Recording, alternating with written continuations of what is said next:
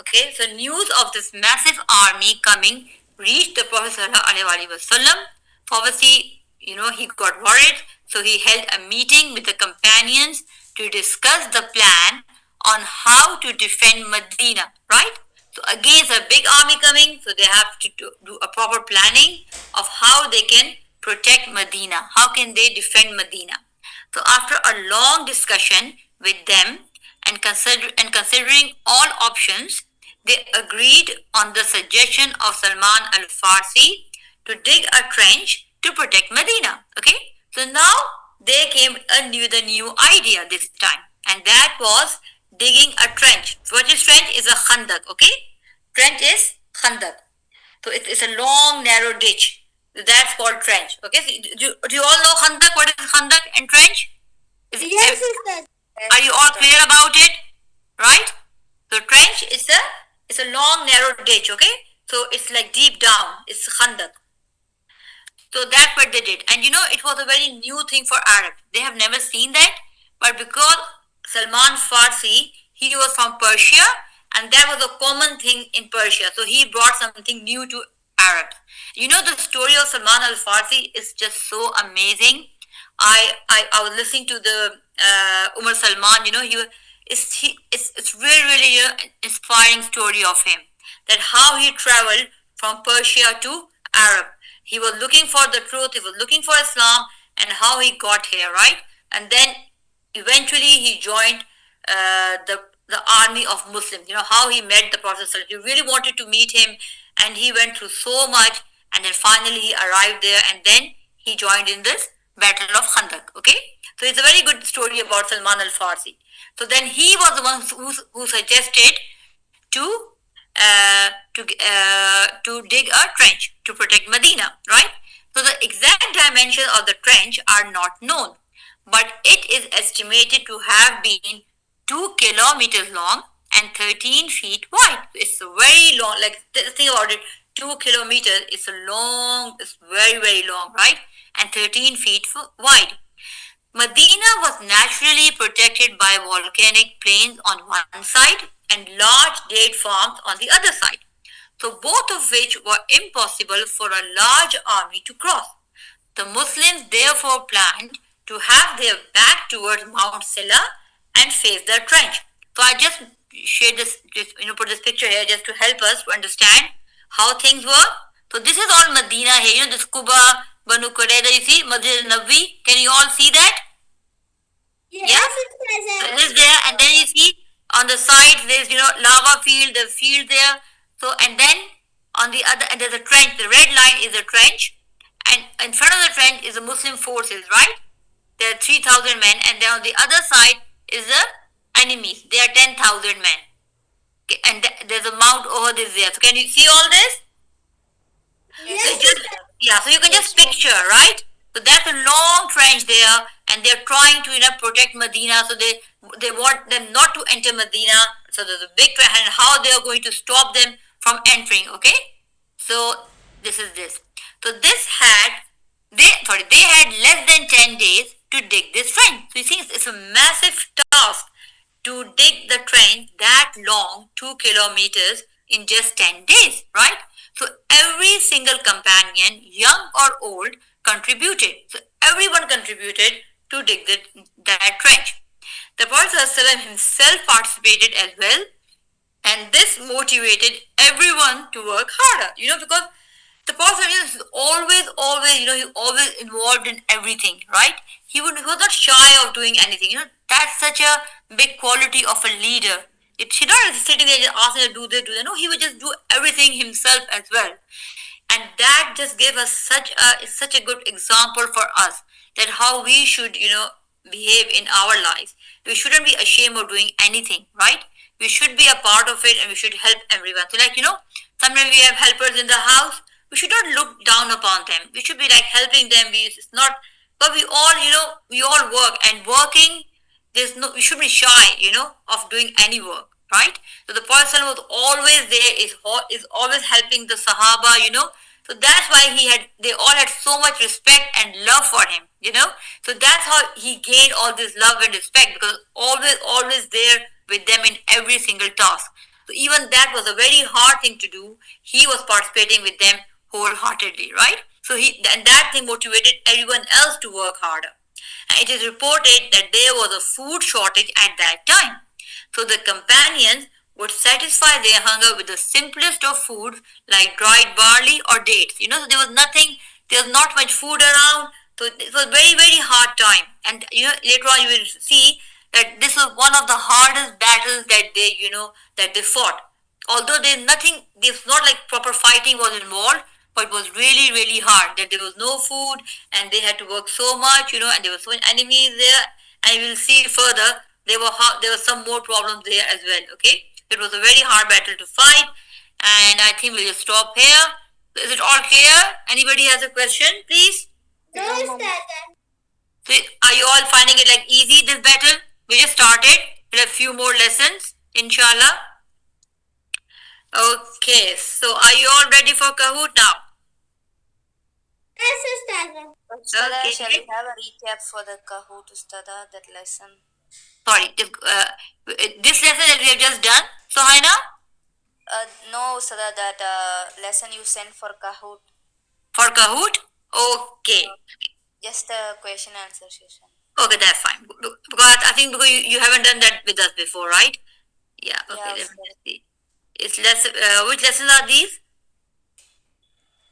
26, 27, and 28. Okay, let me see if I can find it.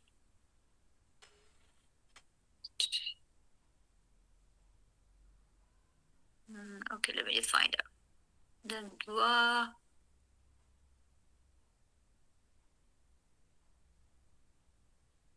$26, $27, $28. If I was there. No, it's not there. $26, $27, $27, $28. I will 26 as well. Then I can just go over this. 26 there? No, okay. I have got here 27. Let me just over there.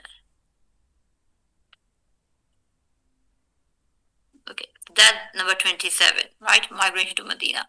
Let me just see if I can get the 26 out as well.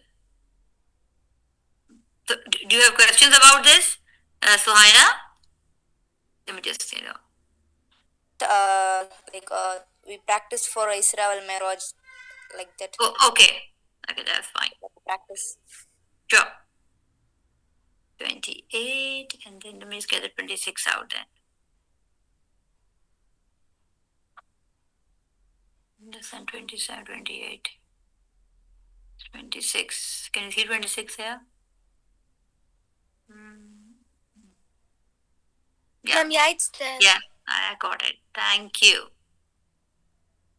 Okay, so let's quickly read the number 26. Okay, so thanks to Suhaina, you all have a quick revision, and it's good for you as well, Sister Rabia and Fatma Nisa, because you have done this, right? Akbar pledges. Sister Rabia, have you done this? Can you all see my screen? Yes, Mom. Yes. So can you see the two Akbar pledges? You can all see this? Yes, Mom. Yes, Ustad. Okay, great. Let's quickly read this, okay? Because we don't have much time.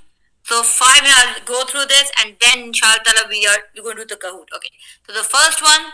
So although the people of Makkah knew the Prophet very well, even before the prophethood, the majority did not want to leave the religion of their forefathers. We all know that was the main reason of not accepting Islam, because they wanted to stay on the religion of their forefathers.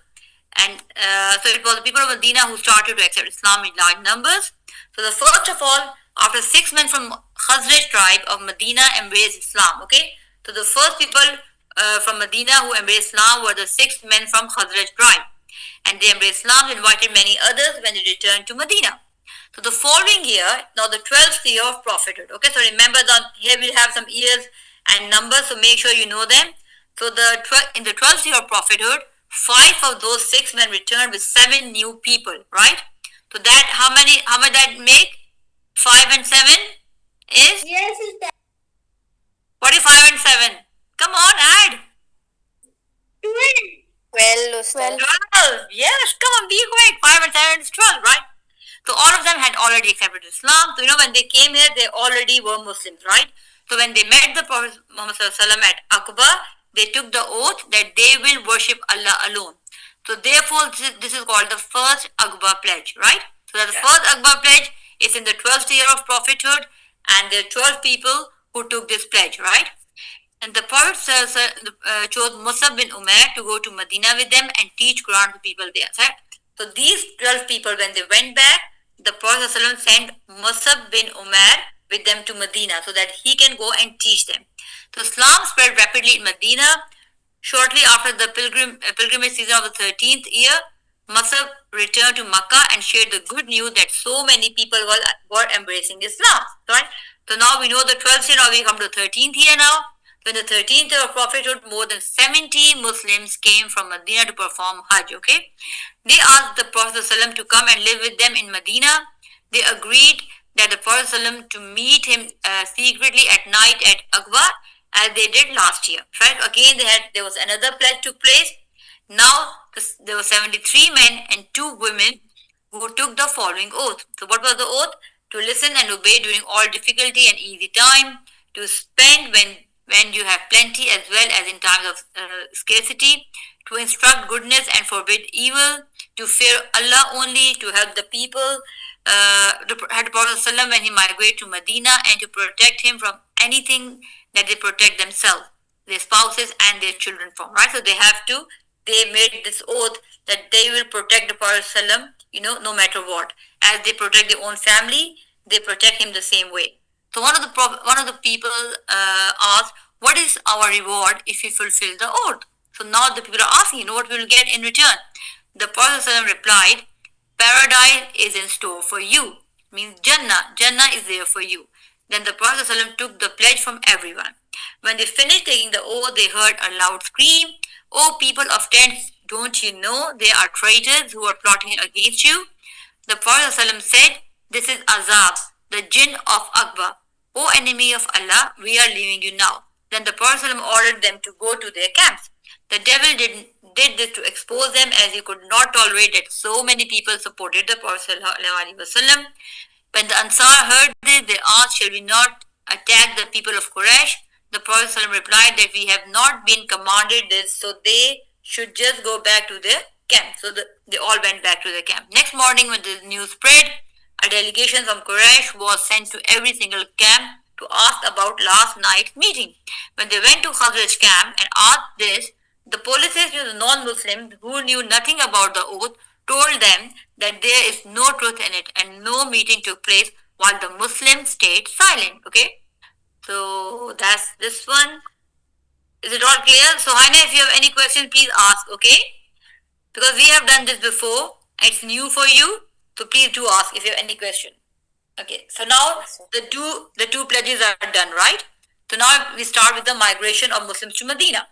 So after the second Akbar pledge, the Prophet ﷺ made an announcement to Muslims in which he said that Allah has shown him the land that they should immigrate to. He said it was a land of dates and palms. Later he told them it was Yathrib. After they got permission from the Prophet ﷺ, Muslims started immigrating secretly in small groups. Migration was not easy, as Muslims had to sacrifice all their wealth and belongings in return for their personal safety. So they just left everything there. Just to leave Makkah, they left all their belongings, all their wealth in Makkah. The first one to immigrate was Abu Salama. When he decided to leave, his in-laws didn't let him take his wife and baby son. He then left without them and spent over 1 year in Medina in a lot of grief. Okay, so the first one to migrate was Abu Salama. His wife was very sad too, but eventually one of her relatives helped her and got her permission to leave. Salma then gladly departed from Medina with her infant son. Usman ibn Talha, who was not yet Muslim, helped her in a journey of Medina. Okay, so the person called Usman ibn Talha, he helped her and took her to Medina, and he was not Muslim at that time. Suhaib ibn Sinan al-Rumi was another companion who could not migrate without facing any problems. He was a rich man and had to give away all his wealth just to be allowed to migrate to Medina. Okay, so seeing this, the Prophet ﷺ commented, Suhaib has profited, Suhaib has profited. Remember, we did this phrase, Suhaib has profited, because he left everything. He was a very rich person and he left all his wealth just to migrate to Medina and to be with the Prophet sallallahu alaihi wasallam. So Ayash ibn Rabia too had to face lots of difficulties in migrating. He successfully migrated to Medina with Umar, but Abu Jahl, the half brother of Ayash, came after him to Medina and lied to him about his mother, saying she had sworn that she would not eat anything and would torture herself unless he returned. Upon hearing this, Ayash took pity on his mother and decided to return. That's how Abu Jahl tricked him and made him a prisoner on his return to Mecca. Despite these and such other attempts by Meccan, within 2 months of the second Akbar pledge, all the Muslims had managed to migrate to Medina except the Prophet ﷺ, Abu Bakr and Ali. Okay, so only these three were left, and the rest of the Muslims have already migrated. And the helpless Muslims and some of the helpless Muslims who were unable to escape. Okay, so there were few people who could not go. The Prophet ﷺ did not migrate as Allah had not given him permission, while Abu Bakr did not migrate in the hope of accompanying the Prophet ﷺ during this journey. So now the Quraysh became very worried as the Prophet ﷺ was an influential leader and his followers were a very strong and determined group. That was the thing. They were very determined, right? The Prophet ﷺ also had big support from the tribes of Al-Aus and Al-Khazraj of Medina. These were the two tribes of Medina, Al-Aus and Al-Khazraj. This made the Quraysh worried, so they held a meeting in Darul Nadwa in the month of Safar of the 14th year of prophethood. Representatives from each tribe attended the meeting, and Iblis Shaitan was also there in the form of an old man. They had different suggestions, but finally agreed on Abu Jahl's idea of killing the Prophet ﷺ. Abu Jahl also came up with the solution as how the killer could avoid any revenge by the Prophet ﷺ's close family. He suggested that a group consisting of one person from each tribe should make the kill, thus spreading the blood money over all the tribes and protecting the killer. This evil proposal was happily accepted by everyone. Okay, so this means that not if only one person killed the Prophet ﷺ, then in those times they had to give the blood money, right? So if they have people from every tribe, they join together and then kill him, then they will all share the money. So it means it won't burden just one tribe or one person. Okay, so they will just distribute all that money so everybody can share in that. In those times, that's what they used to do. They had to pay the blood money if they killed somebody. Is it clear, Sohaina? If any question, please do ask. Okay. So now the third lesson is migration of the Prophet ﷺ to Medina, right? So now we know that the Muslims are gone. Now only the Prophet ﷺ, Abu Bakr and Ali are there, right? So now Allah sent Jibril to inform the Prophet ﷺ about the plan made by Makkan to kill him. So now Allah subhanahu wa ta'ala, sent the wahi to Prophet ﷺ about the plan of Makkan, that they want to kill him. And so Allah subhanahu wa ta'ala granted him permission to leave Makkah.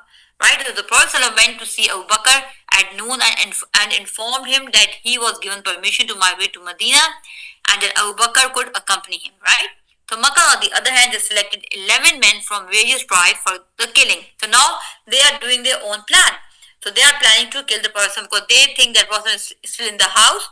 So they stayed outside the house so all these people, they stayed outside the house of the Prophet ﷺ all night and made sure that he didn't leave, and then kill him early in the morning as he tried to leave the house. So their plan was that they will all stay, outside his house, and then as soon as he tried to leave in the morning, they will kill him. So the Prophet ﷺ made Ali sleep on his bed, assuring that Allah will protect him. So Hazrat Ali, he slept on the bed of Prophet ﷺ, right, when he left to migrate. Then he came out of the house and threw a handful of dust on the Makkans who were guarding. This temporarily blinded them, and he was able to walk through them. See, that's the miracle. How Allah made this happen. He only threw some of the dust in their eyes, and they were blinded. Allah can do anything, right? So he blinded them for a while, and while he could leave. This happened in Safar in the 14th year of prophethood. The Prophet ﷺ left Makkah and Abu Bakr left Makkah with Abu Bakr. And instead of going towards Medina, he went in the opposite direction and took shelter in a cave on Mount Sor, which is 8 kilometers from Makkah. Okay, so that's where come Ghar Sor, that we all know about it, the cave of Sor. That's where he went and took shelter there with Abu Bakr. In the morning, when Quraysh found out that the Prophet had already left, this caused lots of disturbance and anger in the city. So they were like very angry. So how can that be possible? Because they were all guarding the house. So on reaching Mount Sur, Abu Bakr entered the cave first and made sure that it is safe. So Abu Bakr, he loved Prophet so much that he went inside first just to make sure that it's safe for him to come. He cleaned it for him, and then soon after the Prophet entered, he fell asleep with his head on Abu Bakr's lap. So, that showed the love of them, right? They were friends, but Abu Bakr loved Prophet so much that, the Prophet, he put his head on his lap and slept. So, a poisonous insect stung Abu Bakr's foot, but he did not move despite the pain. So, he was in so much pain because one of the insects stung him on his foot, but he did not move so that he didn't want to, he didn't want to wake Prophet up. So the Prophet only awoke when Abu Bakr's tears fell on him. So that shows the intense of love between them. That when he was in so much pain that he started to cry, his tears came down, and the person he woke up because his tears fell on him. He suddenly applied his saliva on his foot and he felt better instantly. They both stayed in the cave for 3 days, waiting for the surge to calm down. Abdullah, the son of Abu Bakr, would go and meet them each afternoon and update them on the Makkah's activities. Abu Bakr's son, Abdullah, he would just come and meet them, and just tell them what's happening. It's a very long lesson. I gave you guys a lot of work I didn't realize. Okay, right. So let me just go through. So a person named Amir bin Faria had the job of taking his goats to the cave every morning, provide milk to them, and to wipe out any footsteps of Abdullah. Right. So a person named Amir ibn Fahira, he had the job of taking the goats and then he would give them the milk. And then a person named Amir Farah had the job of taking his goat to the cave every evening to provide milk to them and to wipe out any footsteps of Abdullah. Right. So they cannot find that Abdullah has gone there. In the meantime, the Quraysh were angry that the Prophet escaped, and so they took out their anger on Ali by beating him badly, asking about the location of the Prophet ﷺ.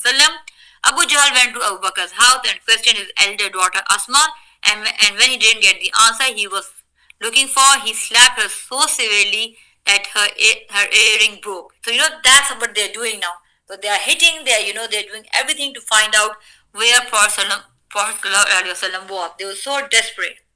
The notables of Makkah then again they called an emergency meeting and decided to block all the routes leading out of Makkah and started a vast search to find them. At one point, they even reached the mouth of the cave where the Prophet ﷺ and Abu Bakr were hiding. Abu Bakr said to Prophet ﷺ, if they just look down, they will see us. To this, the Prophet ﷺ replied, don't worry, Abu Bakr, Allah is with us. They also decided to offer 100 camels as a reward for finding the Prophet ﷺ dead or alive. So, they are doing everything to find him. So they put a reward. Whoever is going to find the Prophet ﷺ, he'll be rewarded 100 camels. So everyone who was able started to search to earn this big reward. Of course, the big reward in those times, 100 camels was the huge reward. So everybody wanted to get that. So after staying in the cave for 3 days, they decided to leave for Medina. They rode on 2 camels, which Abu Bakr had prepared far in advance. Asma bint Abu Bakr brought them food for the journey. They hired a person as a guide called Abdullah bin Urakit, who had not yet embraced Islam but was trusted by Abu Bakr. He took them on a seldom used path along the coast. So he took a very different path which not many people knew about in those times. So he took them through that path. A person called Suraka ibn Malik, who wanted to kill them both for the reward offered by Quraysh, tried to catch up with the Prophet ﷺ, and as he came close to them, the horse stumbled and he fell off. He got on the horse again and proceeded a little further, but again this time the forelegs of the horse sank into the ground. The horse just could not go further there. He could not take him to the Prophet because he just saw them and he wanted to go there, but the horse would not move and he was thrown off again. At this he realized that the Prophet ﷺ is a true prophet of Allah and will be victorious. Then he went up to the Prophet ﷺ and told him about the plans of Makkans and offered him some food for the journey. The Prophet ﷺ refused to take the food but asked him not to inform others about them, and then they left. They continued their journey until they reached 2 isolated tents belonging to a woman called Ma'bad al-Khuzayya. They were very tired and hungry and wanted to refresh themselves with food and milk. The lady told them that the was out for grazing. All the goats are out for grazing, and the only goat that's standing nearby was almost dry. That has no milk. When the Prophet ﷺ touched the goat's udder, the milk gland from where you get the milk, reciting the name of Allah subhanahu wa ta'ala over it and supplicating, he started making dua. A miracle occurred and plenty of milk started flowing.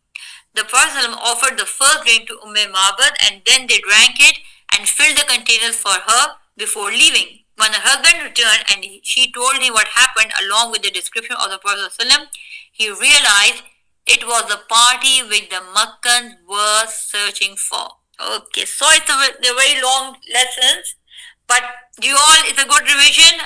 Are you all okay with it? Yes. Yes, mom. Okay. Good. So, Haina, are you okay with this? Yes, Ustada. I hope it helped. I didn't realize it was so much thing to revise, Okay, go on. So let's start quickly, do our Kahoot. Okay. Asha, better please join as well, okay? Mom, yeah, I'm joining. Yeah, that's good. It's just fun, The more people join, the more fun it is, right? So, okay, today we are looking for 100%, right? So all the 100% will get a certificate. And also the one who comes first, right? So we have everyone here, good.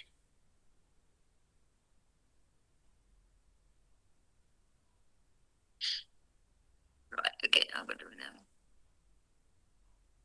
So Mariam is here, Aisha is here.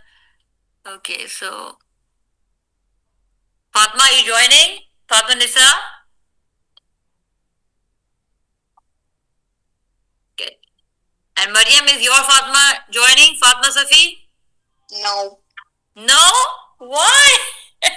She has done this lesson before. Okay, so we have Zulkifil and Saad there, Mariam, Aisha, so waiting for Suhaina, and Fatma Nisa basically, yeah? Okay. So Suhaina is in. So Fatma Nisa, beta, are you joining? No, ma'am. Fatima Nisa is not having her device. So Okay. next week, Next week. inshallah. Okay, next week, don't worry. Okay, that's fine. Just stay there so at least you guys can actually look at the question and answers. Yeah. Yeah, At least yeah, good. Yeah. Great. So let's start now. So everybody's in. So let's start. Let's see. Okay. But they were very long lessons. I'm sorry I didn't realize, right? I gave you a lot to revise. Did you all find it difficult or easy to revise? Easy. Okay, number one. In which year did the first Akbar pledge take place? First one. Great, 12th year. Yes, you just did it. So that's good. Next one. Number two. How many people took the first Akbar pledge? That's easy. Where it matches with something? Yes, because it matches with the year. There's 12th year, 12 people. So it's easy to remember, right? Number three. Who was sent to Medina by the Prophet after the first Akbar pledge? He sent somebody to teach people.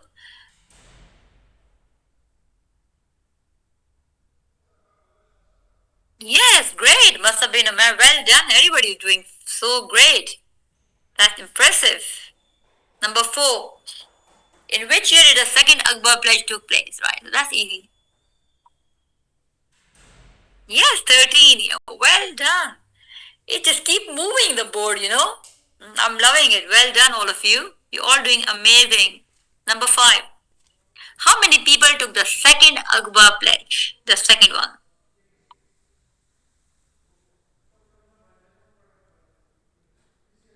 Yes, 75. Well done. Okay, next one. Number six. Who screamed when the second Akbar pledge was taking place?